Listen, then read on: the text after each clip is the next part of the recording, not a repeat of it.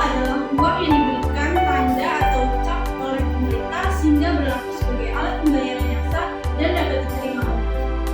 Uang giro adalah simpanan atau deposito pada bank yang dapat diambil dengan menggunakan cek, giro, atau surat perintah pembayaran lainnya yang dicetak atau dibuat oleh bank umum.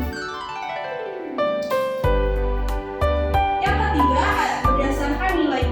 Uang bernilai penuh atau bisa dibilang full body money, artinya uang yang nilai intrinsiknya sama dengan nilai nominal.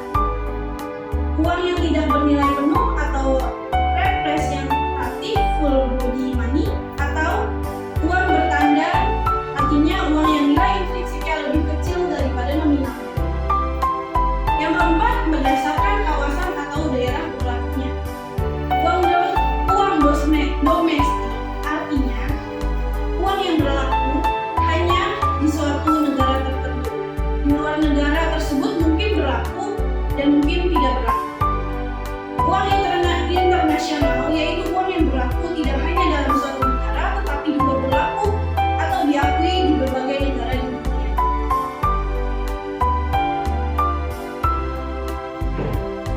Oke, di sini ada fungsi uang.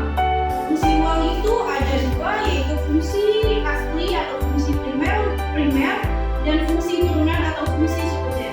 Yang pertama, fungsi asli atau fungsi primer itu sebagai alat tukar umum, yaitu uang berfungsi sebagai alat untuk pertukaran, mengatasi kesulitan dalam pertukaran secara natural atau barter.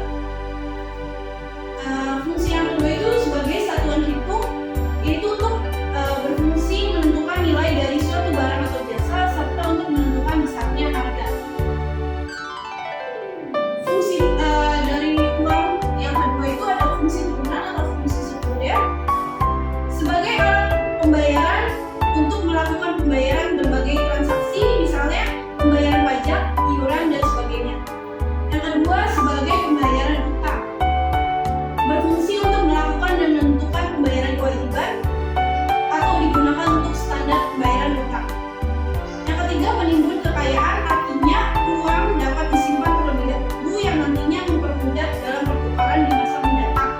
Yang keempat, sebagai alat pembentukan modal, yaitu untuk berfungsi